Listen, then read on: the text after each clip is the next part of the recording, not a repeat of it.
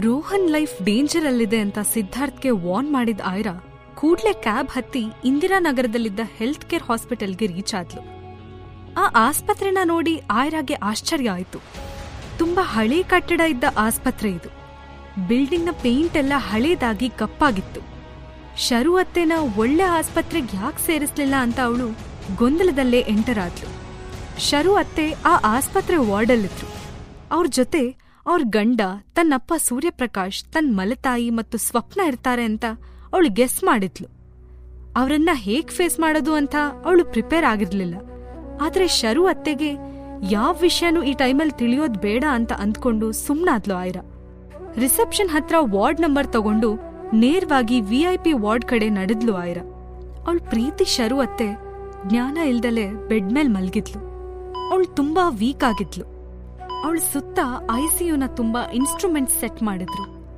Aira door open ಮಾಡಿ ward ಒಳಗಡೆ ಬಂದಾಗ ಅವಳಪ್ಪ ಸೂರ್ಯಪ್ರಕಾಶ್ ಅಲ್ಲೇ ಕೂತಿದ್ರು. ಆ ರೂಮಲ್ಲಿ ಒಬ್ಬ ವ್ಯಕ್ತಿ ನೆಲ ಕ್ಲೀನ್ ಮಾಡ್ತಿದ್ದ. ಸೂರ್ಯಪ್ರಕಾಶ್ ಆಯ್ರಾಗೋಸ್ಕರ ತುಂಬಾ ಹೊತ್ತಿಂದ ವೇಟ್ ಮಾಡ್ತಿದ್ರು ಅಂತ ಅವ್ರ ಮುಖ ನೋಡಿದ್ರೆ ಗೊತ್ತಾಗ್ತಿತ್ತು.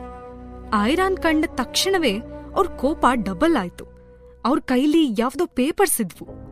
ಏನೋ ಅವಸರದಲ್ಲಿರೋರ್ ಥರ ಸೂರ್ಯಪ್ರಕಾಶ್, ಆಯ್ರಾ, ನಿಂಗೆ ನಿಮ್ಮತ್ತೆ ಬೇಕು ಅಂದ್ರೆ ನಿನ್ ಕಂಪ್ನಿನ ಸ್ವಪ್ನ ಹೆಸರಿಗೆ ಟ್ರಾನ್ಸ್ಫರ್ ಮಾಡು. ನಿನ್ನೆ ನೀನ್ ಮಾಡಿರೋ ತಪ್ಪಿಂದ ನಿನ್ ತಂಗಿ ಜೀವನ ಹಾಳಾಗ್ತಿತ್ತು.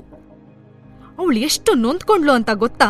ಅವಳು ಕಾಲಿಗೆ ಬಿದ್ದು ಕ್ಷಮೆ ಕೇಳು ಅಂತ ರೂಢಾಗಿ ಹೇಳಿದ್ರು ಸೂರ್ಯಪ್ರಕಾಶ್. ಆಯ್ರಾ ರಿಪ್ಲೈ ಮಾಡ್ಬೇಕು ಅಂದ್ಕೊಂಡ್ಲು.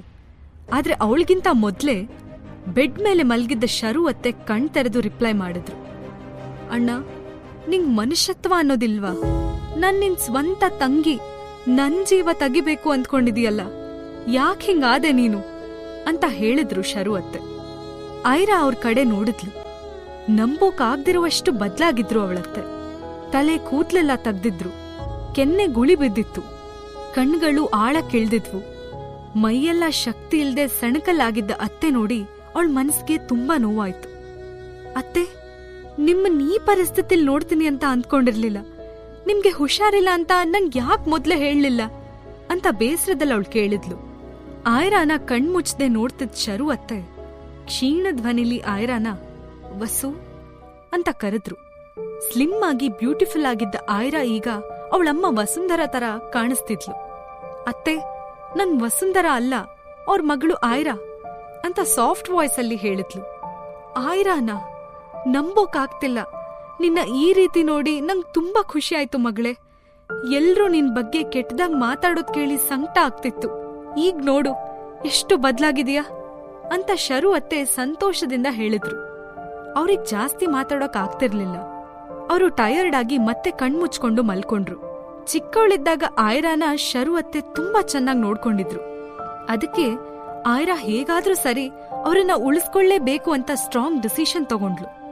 ಆಗ್ಲೇ ಅಲ್ಲಿಗ್ ಬಂದ ಆಯ್ರಾ ಮಲತಾಯಿ ಅಶ್ವಿನಿ ಜಲಸ್ಸಿಂದ ಆಯ್ರಾ ಕಡೆ ನೋಡಿ ಹೇಳಿದ್ರು, ನೋಡು ಆಯ್ರಾ, ನಿನ್ ಅತ್ತೆನ ಉಳ್ಸೋದು ಬಿಡೋದು ನಿನ್ ಕೈಯಲ್ಲಿದೆ. ಅವ್ರ ಟ್ರೀಟ್ಮೆಂಟ್ಗೆ ಸಿಕ್ಕಾಪಟ್ಟೆ ಖರ್ಚಾಗತ್ತೆ. ಶರು ಹಸ್ಬೆಂಡ್ ಹತ್ರ ಅಷ್ಟು ದುಡ್ಡಿಲ್ಲ. ನೀನು ನಿನ್ ಹೆಸ್ರಲ್ಲಿರೋ ಫಾರ್ಮಾ ಕಂಪ್ನಿನ ಸ್ವಪ್ನನ್ ಹೆಸ್ರಿಗ್ ಮಾಡಿದ್ರೆ ನಿನ್ ಅತ್ತೆ ಖರ್ಚನೆಲ್ಲ ನಾವ್ ನೋಡ್ಕೋತೀವಿ ಅಂದ್ರು. ಆಯ್ರಾಗೆ ಅಶ್ವಿನಿ ಮೇಲೆ ಅಸಹ್ಯ ಆದ್ರೆ ಶರು ಅತ್ತೆನ ನೋಡಿ ಪಾಪ ಅನಿಸ್ತು. ಶರು ಅತ್ತೆ ಮನೆಯವರಿಗೆ ಟ್ರೀಟ್ಮೆಂಟ್ ಕೊಡ್ಸಕ್ ಆಗದೆ ಇರುವಷ್ಟು ಕಷ್ಟ ಇದೆ ಅಂತ ಅಲ್ಲಿವರೆಗೂ ಆಯ್ರಾ ತಿಳಿದೇ ಇರ್ಲಿಲ್ಲ. ಆಯ್ರಾ ಮಲತಾಯಿ ಮತ್ತೆ ಅಂದ್ರು, ಬೇಗ ಡಿಸಿಷನ್ ತಗೋ ಆಯ್ರಾ. ಆಯ್ರಾ ತನ್ ಮಲತಾಯಿ ಮಾತ್ನ ಇಗ್ನೋರ್ ಮಾಡಿ ಅಲ್ಲೇ ಟೇಬಲ್ ಮೇಲ್ಗಡೆ ಇದ್ದ ಶರು ಅತ್ತೆ ಮೆಡಿಕಲ್ ರಿಪೋರ್ಟ್ಸ್ನ ಓಪನ್ ಮಾಡಿದ್ಲು. ಸಿಟಿ ಸ್ಕ್ಯಾನ್ ರಿಪೋರ್ಟ್ನ ಡೀಟೇಲ್ ಆಗಿ ಚೆಕ್ ಮಾಡಿದ್ಲು.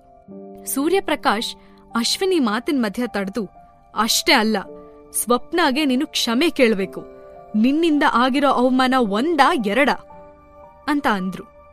ಆದ್ರೆ ಇದ್ಯಾವ್ದನ್ನೂ ಕೇಳಿಸ್ಕೊಳ್ದಲೇ ಇರೋ ಆಯ್ರಾ ಶರು ಅತ್ತೆ ರಿಪೋರ್ಟ್ಸ್ನ ಸ್ಟಡಿ ಮಾಡ್ತಿದ್ಲು.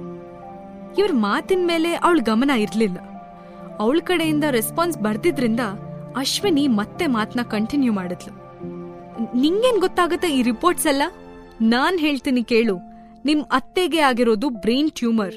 ಅವರಿಗೆ ಅರ್ಜೆಂಟಾಗಿ ಸರ್ಜರಿ ಆಗ್ಬೇಕು. ಆ ಸರ್ಜರಿ ಎಲ್ರೂ ಮಾಡೋಕ್ಕಾಗಲ್ಲ. ಈ ಹಾಸ್ಪಿಟಲ್ ಅಲ್ಲಿ ಡಾಕ್ಟರ್ ಶ್ರೀರಾಮ್ ಅಂತಿದ್ದಾರೆ. ಅವ್ರಿಗೂ ಆ ಸರ್ಜರಿ ಮಾಡೋಕ್ಕಾಗಲ್ವಂತೆ. ಅಷ್ಟು ಕಾಂಪ್ಲಿಕೇಟೆಡ್ ಆಗಿದೆ. ಸೊ ಅವರು US ಇಂದ ಸ್ಪೆಷಲಿಸ್ಟ್ ಡಾಕ್ಟರ್ನ ಕರೆಸ್ಬೇಕಾಗತ್ತೆ ಅಂತ ಹೇಳಿದ್ದಾರೆ ಅಂದ್ಲು ಅಶ್ವಿನಿ. ಫುಲ್ ಡಾಕ್ಯುಮೆಂಟ್ ಸ್ಟಡಿ ಮಾಡ್ತಿದ್ದ ಆಯ್ರಾಗೂ ಆ ಆಪರೇಷನ್ ತುಂಬಾ ಟ್ರಿಕ್ಕಿ ಅನಿಸ್ತು.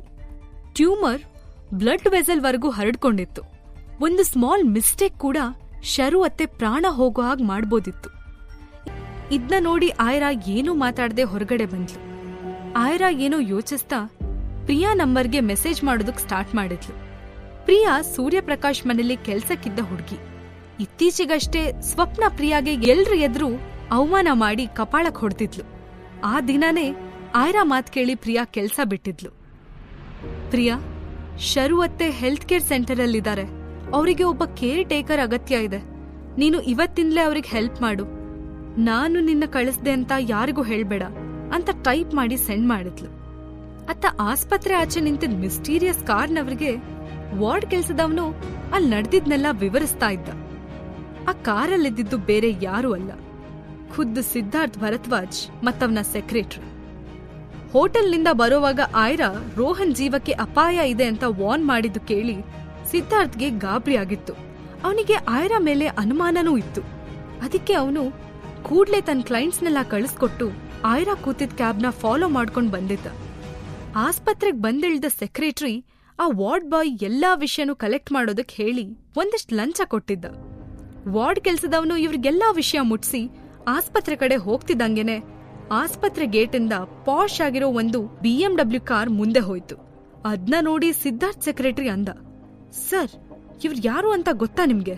ಶರ್ಮಾ ಫ್ಯಾಮಿಲಿ ಅವರು. ಒಂಥರ ವಿಚಿತ್ರ ಜನ. ನಂಗಂತೂ ಆ ಆಯ್ರಾ ಅನ್ನೋ ಹುಡುಗಿ ಮಿಸ್ಟೀರಿಯಸ್ ಆಗಿ ಕಾಣಿಸ್ತಾಳೆ ಸರ್. ಮೊನ್ನೆ ಪ್ರೀತಮ್ ಸರ್ ಮತ್ತೆ ನಾನು ಅವ್ರ ಬಗ್ಗೆ ವಿಷಯ ಕಲೆಕ್ಟ್ ಮಾಡೋಕ್ ಹೋಗಿದ್ವಿ ಅಂತ ಸೆಕ್ರೆಟರಿ ಅಂದ. ಗೊತ್ತು, ನಾನೇ ಹೇಳಿದ್ದೆ ಪ್ರೀತಮ್ಗೆ, ಬಟ್ ಅವ್ನಿನ್ನೂ ನಂಗೆ ಅಪ್ಡೇಟ್ಸ್ ಕೊಟ್ಟಿಲ್ಲ ಅಂತ ಸೀರಿಯಸ್ ಆಗಂದ. ಅವ್ರು ಮರ್ತಿರ್ಬೇಕು ಸರ್, ಆಕ್ಚುಲಿ ಆ ಲೇಡಿ ಆಯ್ರಾ ಶರ್ಮಾ ಅಂತ. ಇಲ್ಲಿ ನಿಂತಿದಾರಲ್ಲ ಸೂರ್ಯಪ್ರಕಾಶ್, ಅವ್ರ ಮೊದಲನೇ ಹೆಂಡತಿ ಮಗಳು. ಮೊದ್ಲು ತುಂಬಾ ದಪ್ಪ ಇದ್ಲಂತೆ, 120 kgಗೂ ಮೇಲ್ ವೇಟ್ ಇದ್ಲಂತೆ ಸರ್. ರಾವ್ ಫ್ಯಾಮಿಲಿ ಜೊತೆ ಮದುವೆ ಮಾತುಕತೆ ನಡೆದು ಎಂಗೇಜ್ಮೆಂಟ್ ಕೂಡ ಆಗಿತ್ತಂತೆ. ಆಮೇಲೆ ನೋಡಿದ್ರೆ ಈ ಹುಡುಗಿ ಪ್ರೆಗ್ನೆಂಟ್ ಆಗಿದ್ಲಂತೆ. ಈಗ ವಾರ್ಡ್ ಬಾಯ್ ಹೇಳಿದ ವಿಚಾರಕ್ಕೂ ನಾವ್ ಕಲೆಕ್ಟ್ ಮಾಡಿದ ಇನ್ಫಾರ್ಮೇಶನ್ ಸೇಮ್ ಇದೆ. ಬಟ್ ಸರ್, ವಿಚಿತ್ರ ಅಂದ್ರೆ ಈ ಆಯ್ರಾಗೆ ತನ್ಗ್ ಹುಟ್ಟಿದ ಮಕ್ಳಿಗೆ ಅಪ್ಪ ಯಾರು ಅಂತಾನೆ ಗೊತ್ತಿಲ್ವಂತೆ ಅಂತ ನಕ್ಕ. ಸೆಕ್ರೆಟರಿ ಹೇಳಿದ ಲಾಸ್ಟ್ ಲೈನ್ ಕೇಳಿ ಸಿದ್ಧಾರ್ಥ್ಗೆ ಆಶ್ಚರ್ಯ ಆಯ್ತಾದ್ರೂ ಅವನು ಆಯ್ರಾ ಬಗ್ಗೆ ಹಾಗೆ ಹೇಳಿ ನಕ್ಕಿದ್ ಕೇಳಿ ಸಿಟ್ಟು ಬಂತು. ಸಿದ್ಧಾರ್ಥ್ ಸಿಟ್ಟಲ್ಲಿ ತನ್ನ ಸೆಕ್ರೆಟರಿನ ನೋಡ್ತಾ, ನಾಲ್ಗೆ ಬಗ್ಗೆ ಪ್ರಜ್ಞೆ ಇರ್ಲಿ, ಅದು ಅಪಹಾಸ್ಯ ಮಾಡೋ ವಿಷಯ ಅಲ್ಲ ಅಂದ. ಸೆಕ್ರೆಟರಿ ಅವಮಾನ ಆದಂಗಾಗಿ ಸಾರಿ ಅಂದ. ಅದೇ ಟೈಮಲ್ಲಿ ಆಯ್ರಾ ಆಸ್ಪತ್ರೆ ಗೇಟಿಂದ ಆಚೆ ಬಂದ್ಲು. ತನ್ನ ಕಾರಲ್ಲಿ ಕೂತಿದ್ದ ಸಿದ್ಧಾರ್ಥ್ ಟಿಂಟೆಡ್ ಗ್ಲಾಸ್ ಮೂಲಕ ಆಯ್ರಾನ ನೋಡ್ತಾ ಇದ್ದ. ಆಯ್ರಾ ಕೂದ್ಲು ಗಾಳಿಗೆ ಹಾರ್ತಾ ಇದ್ವು. ಅವಳು ಡೀಪ್ ಆದ ಯೋಚನೆಯಲ್ಲಿ ಮುಳುಗಿದ್ಲು. ಸಿದ್ಧಾರ್ಥ್ಗೆ ಆಯ್ರಾ ತುಂಬಾ ಮಿಸ್ಟೀರಿಯಸ್ ಪರ್ಸನ್ ಅನ್ಸೋಕೆ ಶುರುವಾಯ್ತು. ಜೀವನದ ನಿಗೂಢವಾದ ಕಥೆಯನ್ನ ತಿಳ್ಕೋಬೇಕಂದ್ರೆ ಈಗಲೇ ಡೌನ್ಲೋಡ್ ಮಾಡಿ ಪಾಕೆಟ್ FM ಮತ್ತು ಕೇಳಿ ಐರಾ.